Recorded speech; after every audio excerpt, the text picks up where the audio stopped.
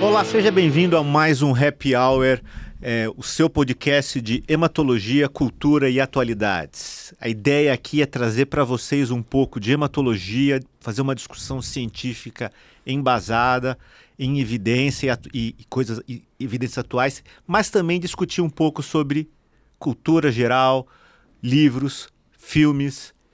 Afinal de contas, nós não somos apenas médicos hematologistas, a gente gosta de saber um pouco da vida em geral. E eu tenho aqui dois grandes amigos comigo, que eu tenho muito respeito e muita admiração. O Dr. Guilherme Perini, grande monstro Pires. Conhecedor de linfomas, monstro conhecedor de cerveja. E grande pelos seus 3 de superfície corpórea. E também conosco aqui, nosso ancião, com esses cabelos brancos, esse charme, esse baluarte de hematologia. baluarte. Estava ali quando foi descrito os primeiros bastonetes de Auer. Eu prescrevi mostarda, meu amigo. Eu prescrevi mostarda. Você prescreveu mostarda e nitrogenada? No final, você não tem ideia o que é vômito. E hoje ele é o nosso torturado da vez. Muito e vai obrigado, estar senhores. conduzindo esse episódio aí. É mais um episódio, muito obrigado, Fábio, Guilherme, é um prazer, como o Fábio mesmo disse, é um momento para a gente conversar de uma maneira técnica e profissional, mas trazer discussões fora do que a gente encontra no comum ali, que você pode procurar no Google ou em qualquer outra plataforma. É discussão baseada em experiência, várias das perguntas que vão ser feitas aqui não tem uma resposta certa ou errada, mas é compartilhar e trazer isso para a audiência. Eu estou trazendo o tema de hoje, mieloma múltiplo.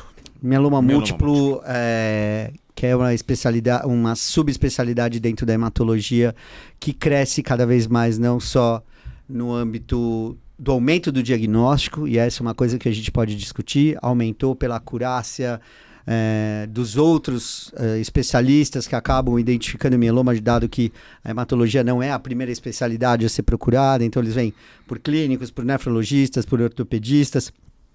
Temos também sofisticação em relação ao tratamento, são mais de 20 moléculas aprovadas na última década, dezenas de clinical trials, todos esses com muita relevância, a gente vai falar sobre isso também.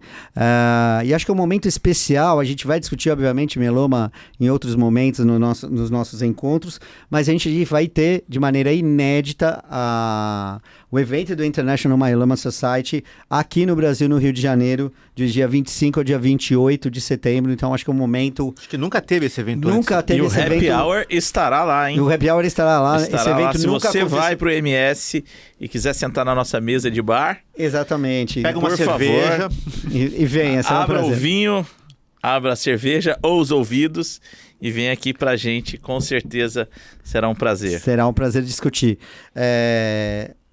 A gente discutiu em outro episódio nosso a questão do papel molecular no mieloma múltiplo. E o que acho que um dos primeiros pontos que a gente queria discutir, que eu queria trazer para esse fórum, é o papel da estratificação, né? Ou seja, então, o estadiamento do mieloma múltiplo começa num estadio clínico e laboratorial, caminha para alterações citogenéticas, e hoje a gente sabe que os estudos de NGS estão sendo feitos em todos os pacientes de mieloma múltiplo na Europa e na maior parte dos centros que trabalham com pesquisa nos Estados Unidos. E aí um pouco do que eu queria discutir como vocês veem essa questão da estratificação hoje, não na questão de acesso, mas como é que vocês veem o mieloma múltiplo hoje em termos de estratificação? Imaginar que a gente está ofertando eventualmente a mesma terapêutica, dividindo isso em pacientes elegíveis a transplante ou não elegíveis a transplante. E conversando, por exemplo, agora num evento recente aqui no Brasil, com uma pesquisadora, Paula Otero, que é lá de Navarra, um grupo espanhol que publica muito de mieloma, e perguntava a ela, puxa, como é que vocês estão abordando, né? O que vocês pensam em fazer para mieloma múltiplo, na medida que vocês estão evidenciando em NGS alterações do KRAS, do NRAS, que não são provavelmente a driver mutation que levou ao mieloma múltiplo, mas que aparece eventualmente ao diagnóstico, mas principalmente na recidiva ou no paciente refratário. A gente vai tratar esses pacientes da mesma maneira do que pacientes que não tenham essas alterações. Como é que vocês veem isso? Como é que a gente pode discutir isso na nossa prática? Acho que a primeira coisa que eu fico pensando eu vou perguntar isso para vocês dois, quero saber a opinião de vocês. Assim, vocês consideram FISH para mieloma múltiplo algo... Porque assim, a estratificação de risco molecular de mieloma é FISH hoje em dia. Sim. É. Vocês consideram isso uma coisa essencial, que vocês procuram fazer para todo mundo, se o paciente, e isso influencia a conduta de vocês? Vocês vão tratar diferente ou é só para saber a informação? Então, eu acho que para um paciente extremamente idoso, que a gente não vá mudar a conduta, e aí entra essa questão da elegibilidade do transplante ou não, a informação do FISH é em termos de prognóstico, né? A gente sabe que eu estou fazendo 30 anos de formado. Eu tenho paciente com mieloma há 15 anos e que estão em remissão, e tem pacientes recebendo a primeira linha de tratamento aprovada no ano passado e que são refratários. Né? Então, é essa heterogeneidade do mieloma que eu acho que torna ainda um mundo enorme e gigante em termos de aprendizado. Então, o que o FISH ajuda é em termos de prognóstico, acho que talvez não mude a conduta por agora, mas já há uma tendência de se discutir os pacientes de alto risco, principalmente na questão da manutenção. Sim, porque se você pegar, por exemplo, eu gosto muito de ver o Mayo M-Smart Guidelines, que é da Clínica Mayo. Sim. Se você pega lá, para o paciente não elegível, alto risco, risco padrão, eles recomendam meio que a mesma coisa. Pois é. Mas para o cara mais jovem, ele já tem uma conduta diferenciada. Sem dúvida. E que talvez seja interessante. Você tem um paciente... Foi apresentado agora no ASH dois trabalhos de indução quádrupla em mieloma. Sim. Os dois com anti-CD38, Exato. mais inibidor de proteasoma, Lena e dexametasona. Exatamente. É bom, é melhor. Inclusive com inibidores de proteasoma de segunda geração, carfilzomib. Tá? E com proposta de manutenção, de associação de imunomodulador com inibidor de proteasoma para pacientes de alto risco. É bom, mas é mais tóxico e você já está gastando 4 balas ali ao mesmo tempo.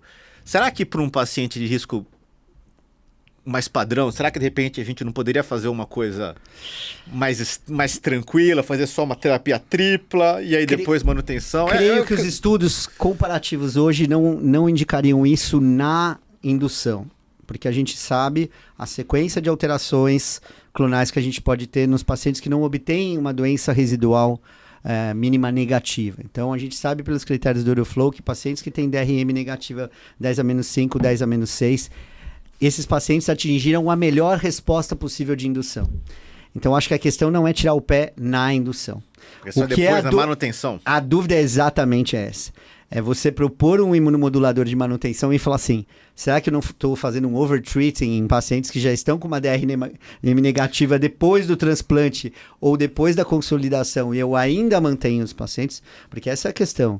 Quem tem paciente há muito tempo tomando imunomodulador sabe a dificuldade que é em termos de toxicidade, Sim, de efeitos colaterais, inclusive até de adesão do tratamento muitas vezes. Então esse é um ponto. Etc. Então começa a ter uma estratificação de risco pré-tratamento, mas também uma estratificação de risco durante o tratamento. Durante o tratamento. Eu fico até me perguntando, será que a gente não pode também avaliar assim o paciente? Você tem um paciente tomando imunomodulador de manutenção, o cara fez 2 anos de manutenção. Você avalia doença residual. Clinical Trial Master Ela está negativa. Será que, de repente, eu não... o Master está tentando responder isso, né? Mas voltando um pouco, né? Então, eu sempre puxo para a área que eu gosto mais, que é linfoma. Linfoma, a gente sempre tem score clínico, né? Todo linfoma tem o FLIP, o EPI, tem o MIP, tem o que você quiser. E, obviamente, a gente tem isso para mieloma. Mas o que a gente está vendo, pelo menos pelo menos uma parte grande dos linfomas, é que muito provavelmente o FLIP, o MIP, etc. e tal, eles são um espelho da alteração molecular e que hoje a alteração molecular é muito mais importante. Você pode ter, por exemplo, um linfoma de células do manto com MIP baixo, mas se ele for P53 mutado, a gente sabe que ele tem um prognóstico um pouco pior. Tá na hora de abandonar isso já para mieloma? Tipo, Durisalmon... Durisalma, a gente aprendeu Durisalma na residência. Durisalma tá meio já. O Duri tá vivo, né? Porque ele era muito novo. Brian Durisalma é de Dury. 1976, se não me falha a memória, a classificação. Então ele era super novo à época, né? Eu acho que nem todo mundo tem acesso a FISH. Para mieloma múltiplo, esse é um ponto, né? Então, ajuda a estratificar. Mas se a gente for ver, e por isso que eu trouxe essa questão, qual é a abordagem hoje? É um esquema quádruplets para indução, transplante, consolidação, manutenção com imunomodulador, está se discutindo o papel, eventualmente, de um anti-CD38 mais um imunomodulador na manutenção, ou eventualmente... Um inibidor de proteasoma mais... inibidor de proteasoma, essa seria a estratificação, seria o que a gente tem de novidade, né? A gente está falando ainda dos pacientes ao diagnóstico. Né? Isso, só para a gente, obviamente, tem que contextualizar, que muito provavelmente tem paciente escutando a gente. Isso com essa indução quádrupla, transplante, uma consolidação, uma manutenção, é muito importante deixar claro que a gente saiu de uma expectativa de vida de 4 anos. Eu não sou igual você, com esses maravilhosos cabelos brancos. Poucos. Na verdade, cabelo para mim já é uma coisa bastante rara. Você é um cabelos brancos nem pretos. Nem brancos nem pretos. Depois daquela reposição de ferro. A gente saiu de, sei lá, 4 anos... quando eu estava na residência, isso a gente está esticando o quê? Para 10 anos de expectativa. Acho que talvez até mais, né? Mais, porque... eu acho que a gente está colando mais no 15 para 20, diria eu. A questão é o quanto a gente vai conseguir isso na primeira linha, mas também um arsenal incrível que a gente tem para pacientes recidivados e refratários com respostas superiores a muitos pacientes. Sim. Ou seja, eu tenho pacientes que não tinham recebido lenalidomida porque receberam bortezomib, talidomida e dexa, ou com ciclofosfamida, transplantaram, fizeram sua manutenção com talidomida e tiveram uma resposta incrível, ou seja, mantidos sem tratamento e recaem, e quando são expostos a imunomodulador, tem a sua melhor resposta. Sim. Eu tenho paciente com isso, quando a gente vai falar de biespecíficos e de CAR-T, que acho que é o que a gente vai discutir mais para frente, é que, obviamente, isso aconteceu em toda a oncohematologia, quando uma terapia para recidivado refratário começa a ter um perfil de eficácia e segurança superior à primeira linha, ela vai ser trazida mais para frente. Mas ainda no diagnóstico, então, hoje na prática clínica de vocês, então, assim, eu também, acho que todos aqui fazem FISH quando possível. Se possível, eu sempre ofereço para os pacientes. Prescrever um esquema quádruplo. Só um parênteses. Só mencionar uma coisa que, baseado nisso que você está falando, eu vejo colegas às vezes discutindo a questão dos exames genéticos. FISH, NGS, são exames que eles são caros, muitas vezes eles têm pouca disponibilidade, e quando eles têm disponibilidade, na maioria das vezes, não há um reembolso da seguradora, das fontes pagadoras. E às vezes eu vejo muitos colegas nem pedindo o exame. E você fala assim, eu não vou pedir porque é caro, o plano não vai aprovar. E aí o paciente vai ter que pagar. E o que eu digo para vocês, que você está assistindo a gente, se você é hematologista, peça o exame e converse com o paciente. Converse com o paciente, fala assim, tem esse exame, ele vai nos trazer essa e essa informação. Muito possivelmente não haverá um reembolso da sua fonte pagadora, o custo estimado é em torno disso, e aí deixa o paciente decidir se pode ou não pagar. Porque às vezes eu vejo muitos colegas tomando para si a decisão de pagar ou não, de se o paciente pode ou não arcar com isso, o que acaba sendo um pouco complicado. A gente tem que deixar isso na mão do paciente, que ele tem que tomar essa decisão e buscar sempre oferecer. Eu acho que é a relevância, né? Então, assim, eu acho importante a gente determinar prognóstico. A gente tem que entender ao diagnóstico uma fotografia do momento e falar assim, este paciente tem mais chance de ter falhar a terapia, porque essas informações que a gente tem em relação ao FISH, elas vão trazer mais informação em relação a mau prognóstico do que o prognóstico standard. Né? O prognóstico standard, a gente tem respostas às vezes extremamente surpreendentes e satisfatórias, e acho que esse é um primeiro ponto.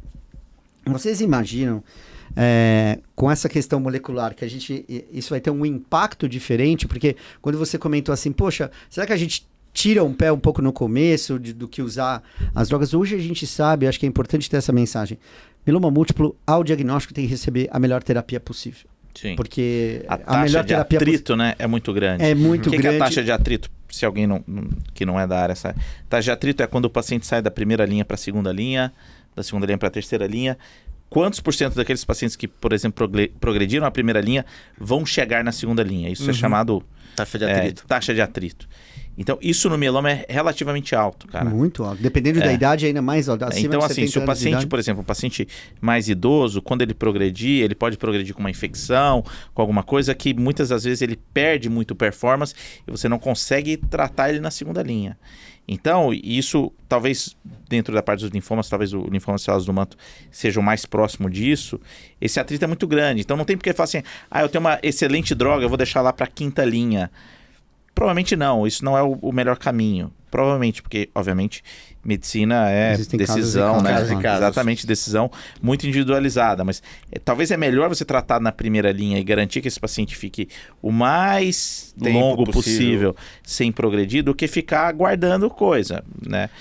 Mas desculpa, mas ainda tem uma coisa que muito desses estudos em mieloma, talvez eles me incomodam ainda. Não digo necessariamente esses de 4 vezes 3, mas às vezes, e é uma crítica que eu vejo sempre, e a gente vê discussões no Twitter disso, que as exclusões de pacientes... Não só isso, não é isso, que esses remédios, eles mudam a sobrevida livre de progressão, mas eles não mudam, muitas vezes, você fazer tratamentos mais agressivos, você não vai mudar a sobrevida global, porque quando recidiva a doença, se você trata ela com muita coisa, ela volta pior e mais agressiva de que você trata mais. Eu tendo a pro mieloma, pro mieloma eu acho que já temos um... Não. É isso que eu tô falando. Existem múltiplos tipos de mieloma. Talvez para um mieloma mais bonzinho... Não, isso não tem a dúvida. Sim. Se a gente for analisar... Mas acho que depois a gente vai entrar no cenário de recidivado refratário. Vamos continuar ainda na primeira linha. Porque daí, obviamente, a gente vai ter na recaída, dependendo do que recebeu, critérios...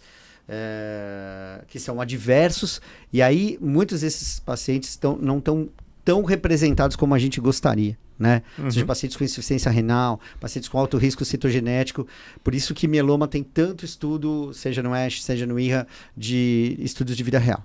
Né? E mesmo em publicações de estudos de vida real, onde você contempla pacientes que estão em diálise, por exemplo, vários estudos, inclusive de CAR-T, se o paciente não tivesse um clearance acima de 40... Não nem falar de diálise, diálise é o extremo, né? A gente está falando um clearance de 30, por exemplo. Então, assim, o mieloma... Uma creatinina um pouquinho mais alta. Resumindo a primeira linha, e acho que como o Perini mesmo disse, a gente tem um impacto inacreditável em relação e incrível satisfatoriamente da primeira linha de tratamento em detrimento do que a gente tinha há 10 anos atrás.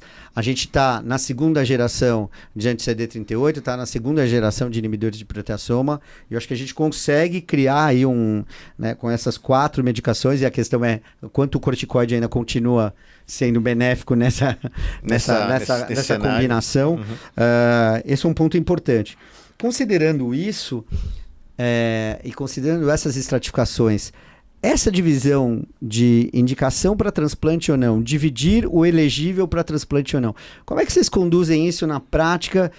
Só faixa etária, aí o FISH vira uma questão importante, porque aí você me perguntou e eu te respondo. Então, por exemplo, se tem um paciente numa idade limítrofe, mas tem uma alteração de mau prognóstico, eu tendo a fazer um transplante se o paciente tiver performance para isso. Vocês também têm essa abordagem ou tem essa... Cara, eu acho, sinceramente, que a gente tem que trazer para nossa realidade. E a terapia hoje em dia mais barata e que é capaz de aprofundar melhor a resposta do paciente com mieloma é o transplante. Sim, tanto que quem não tem acesso às novas drogas, exatamente, nos serviços chegam a fazer... O meu viés sempre vai ser para transplantar. Dito isso, cara, cada paciente tem sua história. Sim. Tem um paciente que vai casar a filha daqui a 2 meses, 3 meses e não quer perder o cabelo. Tem o alto executivo que viaja 300 lugares do mundo ao mesmo tempo. E aí, obviamente, isso vai ser uma decisão individualizada. Mas, de uma maneira geral, apesar do grande avanço que a gente tem trials que mostraram que talvez essa obrigatoriedade do transplante não seja tão grande. Até o momento eu estava inclusive em Chicago quando da apresentação do Determination Trial. A gente tem que levar isso para a nossa realidade. Então eu tenho viés transplantador, mas eu tenho uma conversa bem clara, principalmente no paciente de baixo risco. Paciente de baixo risco, se ele vir e falar, olha, eu não estou afim, etc e tal, eu falo, olha, o meu viés é esse, mas a gente pode não transplantar. Mas o default, sabe? O default meu é transplantar. Eu acho que entra uma coisa importante. E eu acho que isso é importante, porque às vezes pega uma galera mais nova que a gente, até porque a gente já não é mais tão novo assim, e que saem esses vários estudos, etc, quebrando um pouco essa necessidade do transplante, e o viés é não transplantar, né? Mas muitas das vezes a gente tem que lembrar que o Brasil é um país em que grande parte dos pacientes que estão na saúde suplementar estão com planos vinculados a trabalho. E amanhã ele pode ser mandado embora, ele pode perder o plano, etc. E aí todo aquele arsenal que você acha que você tinha, vai ter para sempre. Infelizmente você não vai ter. Sem dúvida. Né? Então, eu realmente, voltando à questão do atrito, eu acho que se você pode oferecer isso de uma maneira segura, eu acho melhor fazer. E só um adendo aqui, uma discussão que eu participei recentemente, que é justamente o paciente com translocação 11-14. Sim. Tá? Que já foi alto risco, saiu do alto risco, ficou aquela coisa. Aparentemente, esses pacientes têm uma maior sensibilidade a... Não, isso com certeza, mas em primeira linha, a agentes alquilantes. Então, você eliminar o agente alquilante, a gente já eliminou. Né? Só no transplante que a gente faz assim, a grande parte dos pacientes hoje com mieloma múltiplo que tem acesso, obviamente, não são tratados inicialmente com agente alquilante. Estou falando besteira? Não. Meu falão oral você nem consegue comprar mais. Exatamente. Então, talvez este grupo de pacientes, que não é muita coisa, que eu imagino, pode me corrigir, 10, 15% dos pacientes,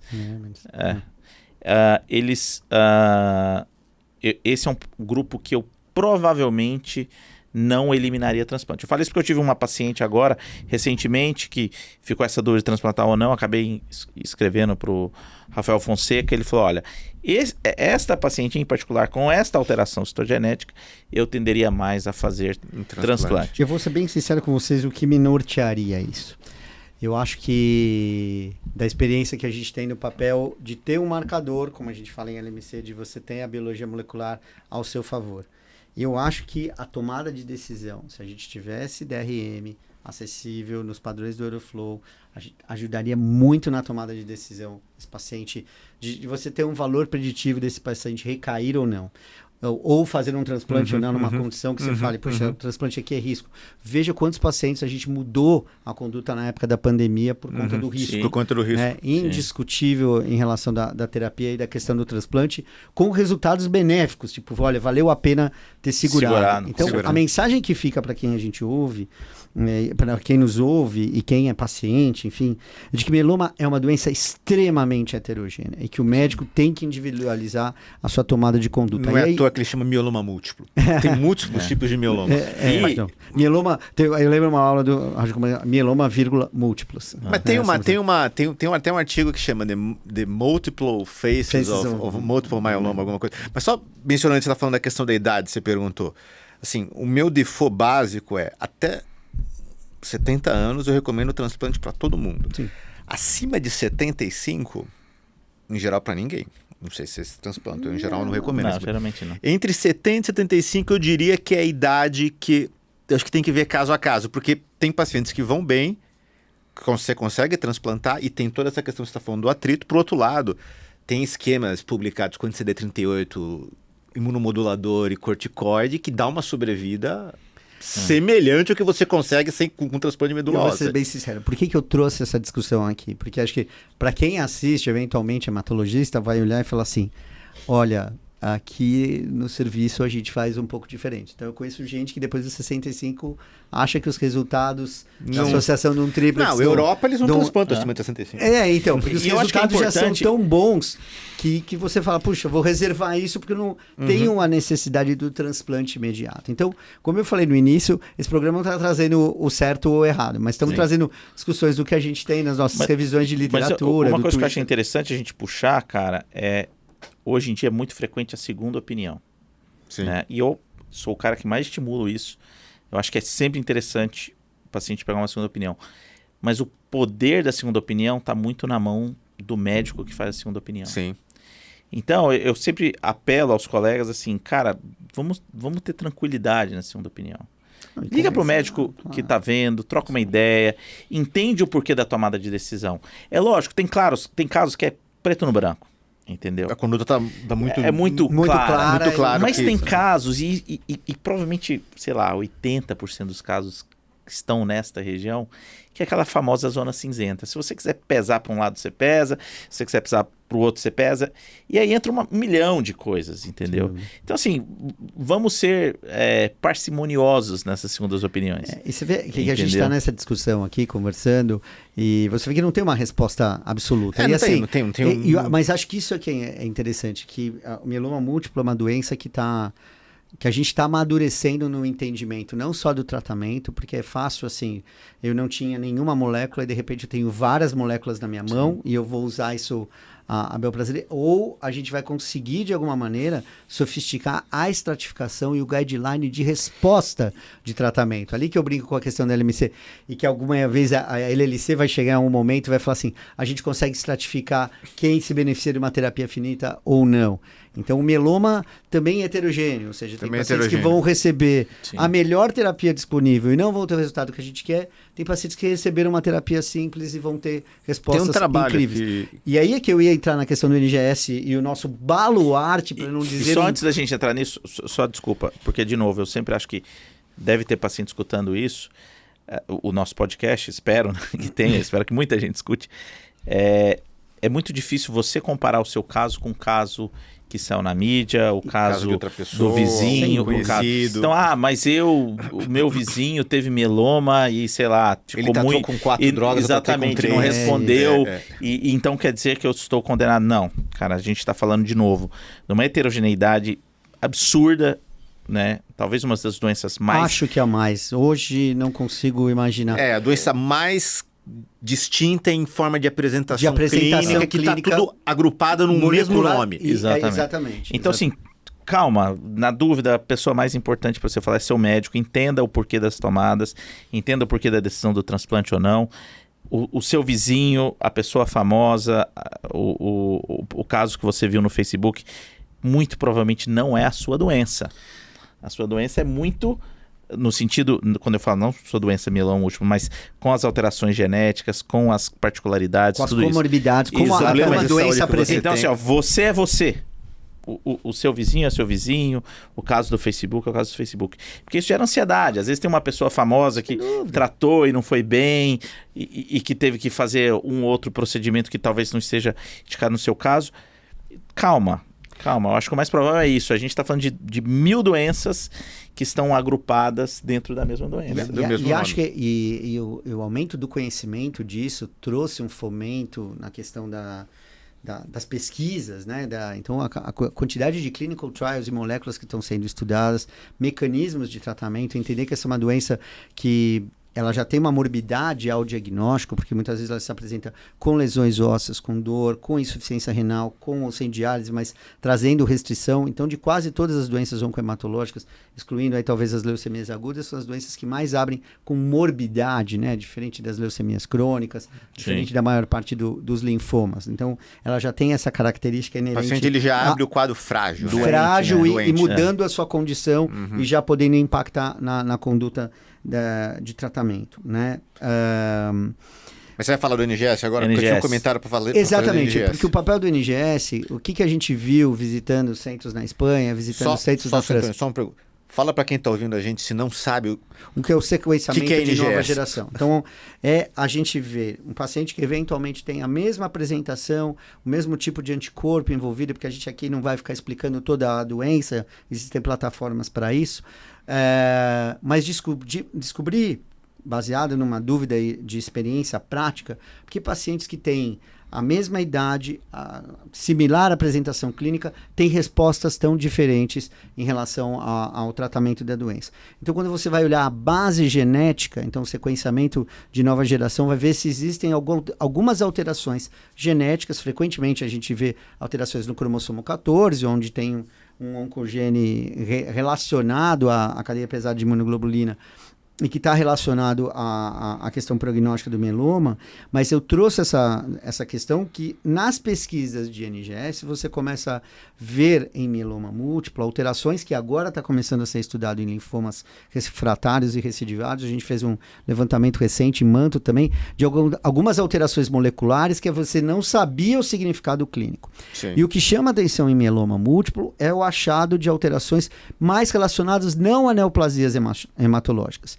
A NRAS, CARRAS, relacionado a neoplasia BRAF, neoplasia, não só o TP53, que é tão já clássico em relação a prognóstico a doenças oncohematológicas, mas de alterações de outras neoplasias, com tumores gastrointestinais e outras neoplasias tumores sólidos. Como é que vocês veem isso? Calma, meus amigos, deixa eu só traduzir isso aqui.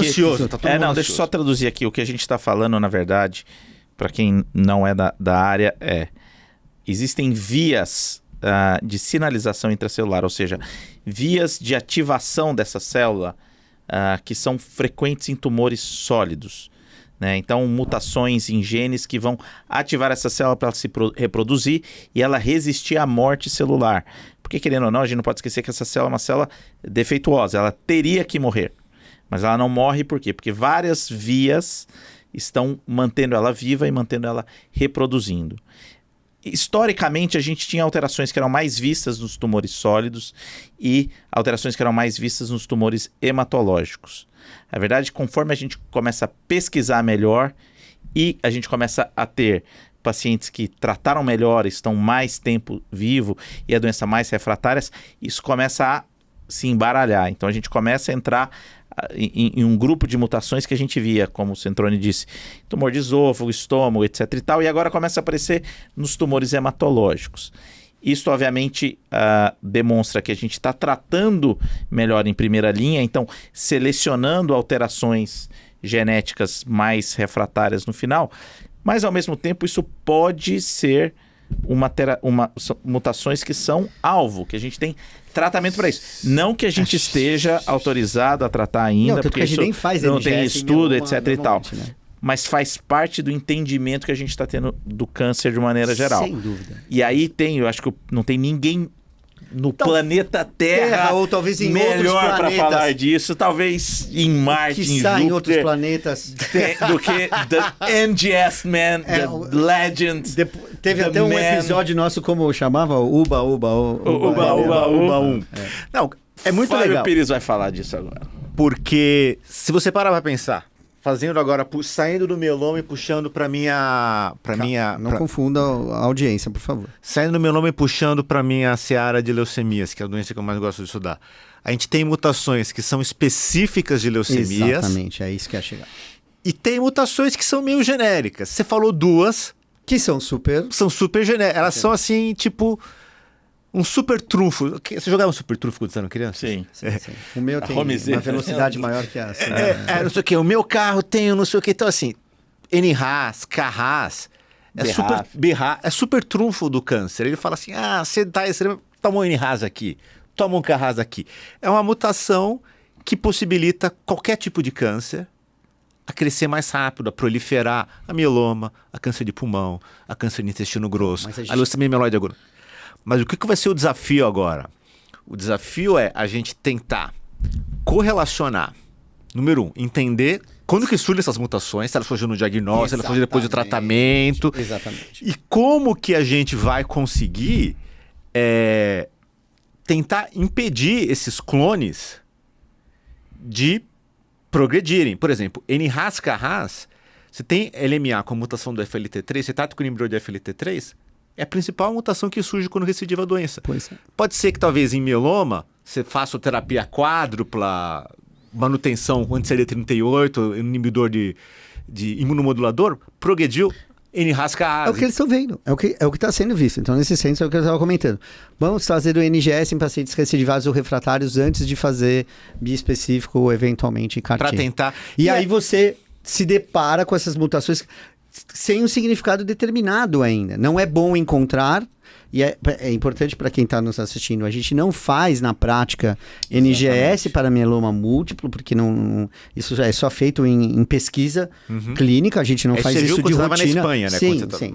Isso não é feito de rotina, mas traz aí, por isso que eu queria trazer essa discussão de que, além do conhecimento de que o mieloma em cada recidiva está vindo com outras alterações moleculares, que outros oncogenes estão ativados, o papel dessas tão comuns, se a gente vai conseguir alguma coisa alvo, porque não se conseguiu isso na maior parte das doenças, dos tumores sólidos. Especificamente, né, que você descreveu, o RAS, ele é super difícil de você inibir. Exato. Tanto que, assim, em melanoma, que não é melanoma, não é mieloma, que é um tumor que frequentemente você tem alterações da via do RAS, é o câncer de pele, não tem nada a ver, é outra doença.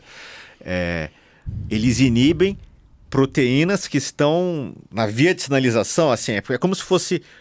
Você tem aqui na célula uma proteína mandando ordem para uma segunda, que manda uma ordem para uma terceira, que manda uma quarta. Como se fosse um revezamento, assim, né? Passando o bastão. Passando o bastão. O que eles fazem? O chefão, que é o RAS, a gente não consegue desligar. Eu vou desligar o primeiro que está pegando o bastão, que é o BRAF. Eu vou desligar o segundo, que é a MAP quinase, e assim por diante. Então eles vão dando drogas para tentar agir nos outros pontos. Mas o principal ali, o RAS, o que inicia o negócio, a gente não entende. E o que eu acho que é interessante? Que talvez a gente ainda não tem tanta informação em mieloma, diferente do que a gente tem em linfoma, diferente do que a gente tem nas leucemias, mas aquilo que você falou há uns 10, 15 minutos atrás. Acho que o cara tem 11 e 14, translocação 11 e 14, que é uma alteração genética comum em mieloma, ele vai bem com agentes alquilantes. Talvez a gente precise descobrir isso por todos os tipos de mieloma, com todas as drogas. Se tem tal alteração, tem que usar bispecífico de primeira linha. Se tem tal e tal, não, é anti-CD38 com imunomodulador. Então, mas o que mudou na medicina hoje em termos de oncologia? Então, quando você tem um driver mutation, você tem um oncogene quimérico, como na leucemia mieloide crônica, que você tem uma translocação 922 e tem uma proteína, e só anos depois você vai, na maior parte dos casos, você vai ter uma anormalidade cromossômica adicional, vai ter uma alteração genética adicional. A outra pergunta que eu trago e trouxe para vocês é o seguinte: estamos tratando todos da mesma maneira, com anticorpo monoclonal, sim. Atuando no microambiente medular, com um imunomodulador, com inibidor de proteasoma, com corticoide, permitindo tratar pacientes mais idosos, porque é uma doença de pacientes mais idosos. Será que, frente a uma complexidade como essa, terapias que tenham outras vias, então, falando das vias que vão ativar o nosso sistema imune, como bispecíficos, como CAR-T, não façam mais sentido, ou seja, independente da complexidade que elas tenham e o que gerou e permite a perpetuação da doença, será que é na resposta imune que a gente vai ter uma diferença? E vocês sabem que essas moléculas, falando dos falando de usar terapia-alvo versus fazer um CAR-T, é isso? Então, não, num cenário do que a gente usa hoje, em detrimento ao que a gente usa hoje.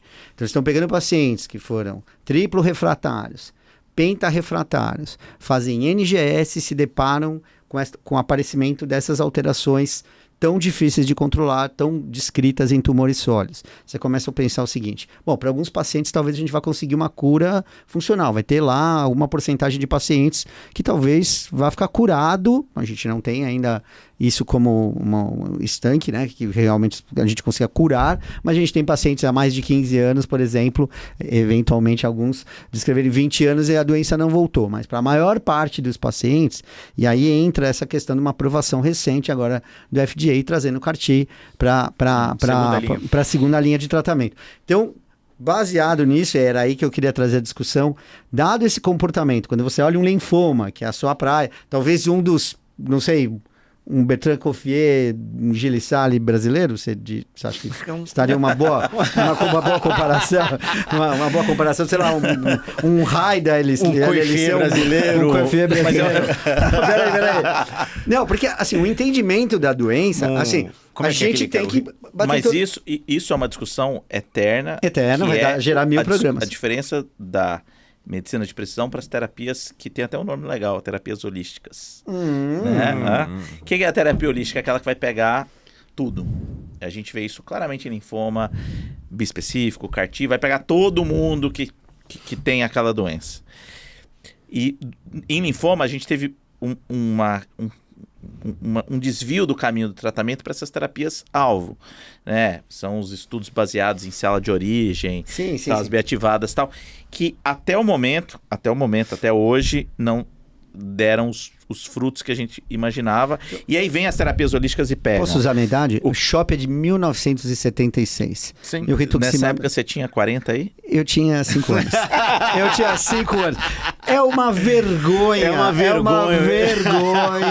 1976, aí botaram um R. Não é uma vergonha, porque a gente cura. Não, mais 1976. 70% dos casos, talvez 60%, 70%. Não, são doenças de complexidade diferente. Até uma teoria, uma sugestão. Álbuns que saíram no mesmo ano de protocolo de hematologia clássico. Os álbuns de 76. E aí, para competir, tem Down RAC, que é de 1973, que também é um 1973, primeiro disco do Eagles. Excepcional. A segunda melhor banda de todos os tempos. Mas voltando à discussão. O que eu acho assim, interessante é mieloma talvez é a doença mais quente da hematologia hoje em dia. E falando disso, como vocês acham que estão caminhando as pesquisas em clinical trials e como o Brasil está no cenário das pesquisas? Então, é importante que se diga, eu acho que nunca o Brasil foi tão, e acho que é graças a muita gente que está envolvida que a gente pretende trazer aqui também para o programa. Mas tem uma que eu acho que a gente precisa... especial, a doutora Vânia Hungria. Acho que tem um papel especial num pilar. Ela realmente é um baluarte do mieloma. Ela de verdade. Vânia Hungria, você está intimada. Você está vendo, você vai sentar aqui. Fale antes, por favor, o que você quer beber. O seu tira-gosto cultural. Preferido.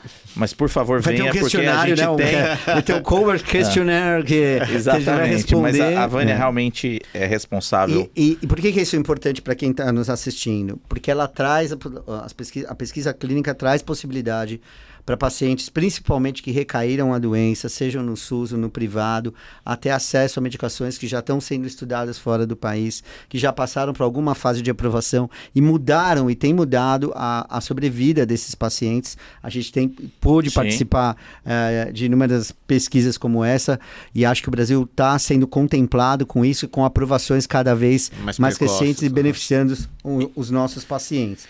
E, obviamente, como um reflexo disso, né? Vamos ver se o Centrone vai conseguir passar aí. Olha aí. Este momento merchan, não, mas esse é muito a gente não tem nada a ver com... Eu não tenho nada a ver com isso. Eu também não. Mas eu acho que tudo que é brasileiro, tudo que é bom, a gente tem que falar.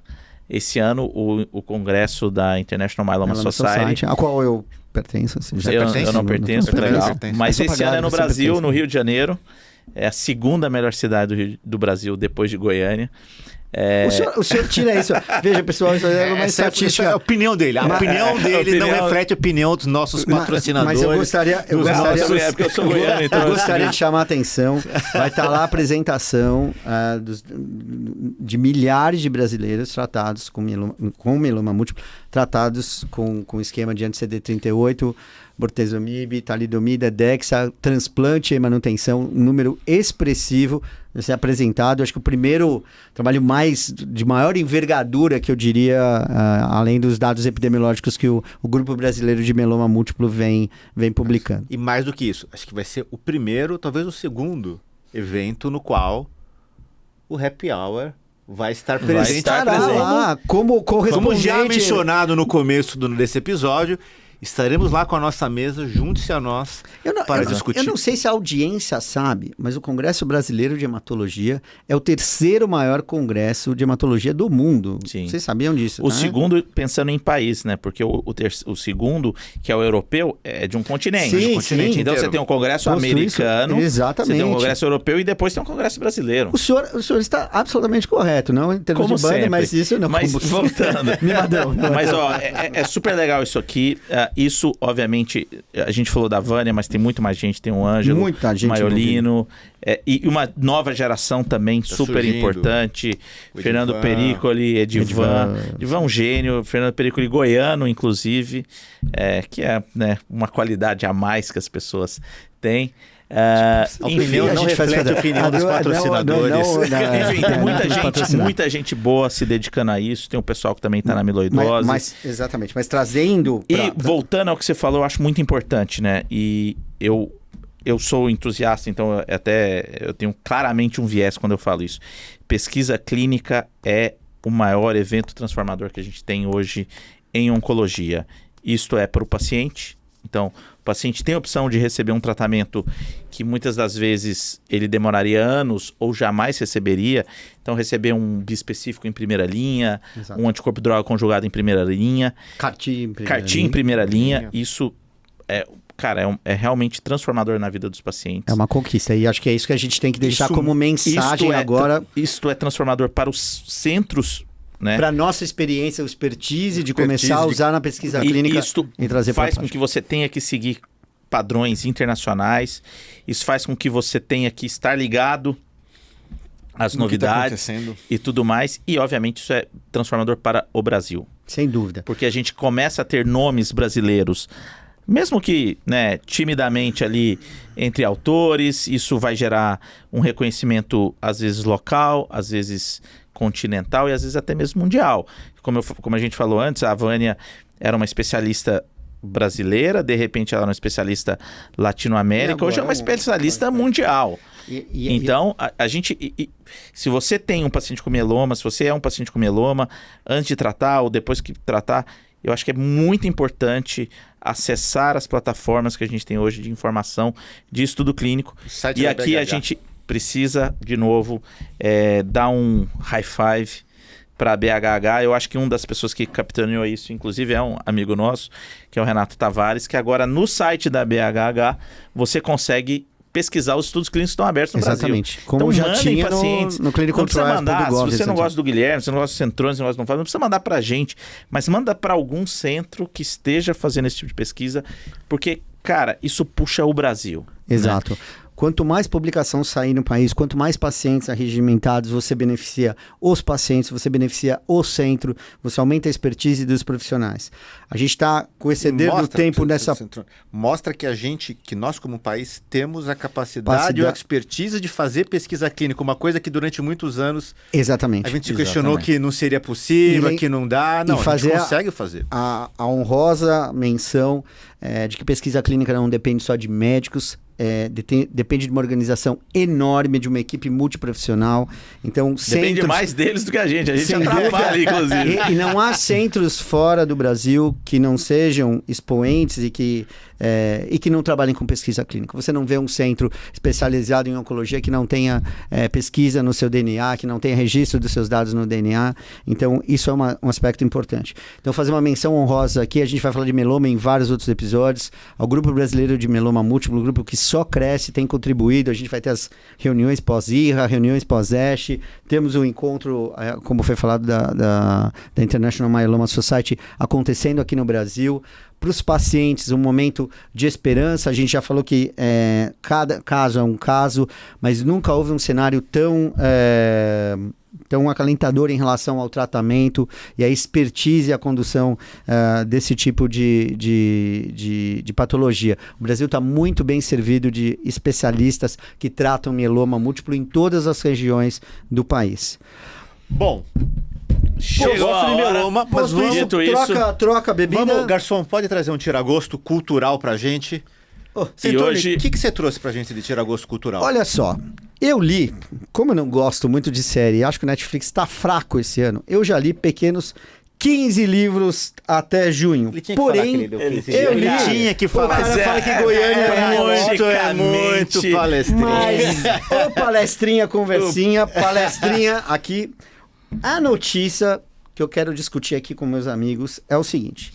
Essa senhora que está aqui nesta foto ao lado, ela se chama Courtney Novak. É para mim uma pessoa desconhecida, ela é uma influencer americana, ela publica e posta vídeos sobre literatura, e ela entrou num desafio lendo livros de cada país em ordem alfabética. E ela posta um vídeo lendo, porque eu gosto muito mais do físico e do Kindle, isso aqui eu li, isso é um obviamente, tema quando era adolescente. Episódio. Livro físico versus Kindle, aguardem a gente. Memórias Póstumas de Brás Cubas, de Machado de Assis. Ela posta um vídeo há poucos dias atrás, colocando que ainda não tinha terminado o livro, e comentou, ironicamente, que estava na letra B, e estava lendo um dos melhores livros que ela já tinha lido. Qual o reflexo disso? Esta edição do Memórias Póstumas de Brás Cubas, numa tradução recente, está hoje na Amazon, na seção de livros latino-americanos e caribenhos, no top 1 de livros mais vendidos. Pergunta que eu faço aos senhores, o senhor que gosta de Horácio e Chico Bento, o senhor já leu Memórias Póstumas de Brás Cubas? Acho que todos nós já lemos, pelo menos a tríade realista de Dom Casmurro, Memórias Póstumas e Quincas Borba. Se você não leu, provavelmente você leu o resumo para prestar o vestibular ali. Agora, a pergunta provocativa que eu faço assim, se algum influencer brasileiro tivesse feito esta mesma postagem, será que a gente ia ter esse mesmo reflexo? Porque assim, para qualquer um que tenha alguma noção de literatura, sabe a importância e o quão genial Machado de Assis é. Diria, aí na minha humilde opinião, principalmente na sua fase realista, que é essa fase citada, que ele tem uma fase ligada ao romantismo que precede Yaya Garcia, Helena, enfim. Mas com Memórias Póstumas de Brás Cubas, um livro de 1880, ele foi escrito há 140 anos, é publicado em 1881, sofreu críticas de todos os lugares, porque é um livro que tem uma estratégia literária totalmente diferente. Irônico, né? Que era uma coisa que não era... É um homem já falecido, que vivia na sociedade carioca, à época capital do país, e tem frases... Segunda melhor cidade do Brasil. Que tem frases... Ele começa o livro dedicando aos vermes que primeiro roeram as frias carnes do seu cadáver, e termina dizendo que não teve filhos, não transmitiu a ninguém, nenhuma criatura, o legado da nossa miséria. Então, é um berço, é um kick-off aqui do realismo brasileiro. Tem no seu livro uma citação do movimento chamado Humanitismo. Ele flerta com positivismo, então muito com o que acontecia com a França à época, com Flaubert, com Émile Zola, seja no realismo, naturalismo francês, e uma crítica social, né, a escravidão. Ele vivencia, como Machado de Assis vai falecer em 1908, vivencia essa época, e é um livro ainda muito atual, porque na época não havia rede social, não havia Instagram, mas os caminhos de ascensão social baseado em heranças e falcatruas e corrupção estão lá. A vida do Brás Cubas é medíocre, ele se considera mesmo medíocre, mas ele vira um observador, como diria o meu ex-vizinho e imortal da Academia Brasileira de Letras, professor Alfredo Bossi, uma circunspecção em cima de toda a sociedade carioca à época. Eu acho que é um livro que vale a pena ser citado e relido. Eu li aos 18 anos, ou menos do que isso, e fiz uma releitura à idade adulta e mais maduro, e obviamente você pode usufruir muito mais. Todos devemos fazer. Eu estava pensando nisso quando vi essa... Engraçado que antes de viralizar isso, eu vi no Twitter alguém comentando do... O senhor que gosta de TikTok, chegou a ver? Não, TikTok não, porque eu não entro no TikTok, mas eu vi no Twitter alguém comentando do post dessa moça, e aí respondendo a sua primeira pergunta. Será que se o influencer brasileiro tivesse feito a mesma postagem, teria tido tanto sucesso? Eu não consigo te responder. Talvez sim, mas eu acho que aqui a questão, por ser uma pessoa estrangeira, reconhecendo o valor de um grande escritor nacional, deu, de certa forma, uma sensação de orgulho para nós brasileiros. Fala assim, pô, é uma coisa brasileira nossa, que às vezes a gente, no Brasil, infelizmente, a gente tem uma tendência de não valorizar muito o que a gente tem aqui. É isso que eu ia falar. Eu acho que isso é o principal. É um problema. E ela tá falando assim, não, esse cara aqui é excelente. Como é que eu nunca li, nunca ouvi falar dele antes? Ela até brinca no vídeo, não sei se vocês viram o vídeo. Sim, eu vi. Brasil, como eu vou fazer agora? Porque eu acabei de ler isso, como que eu vou ler os países da letra C? Até não sei o quê. Eu tenho que ler todos os livros dele agora. Eu não sei se até 1880 a gente tem um escritor americano de nome, porque a gente tem Edgar Allan Poe a essa época, a gente vai ter Mark Twain, assim... Seguramente, o Mulato ou o Curtiço do Aloysio Azevedo é de 1882, 1882.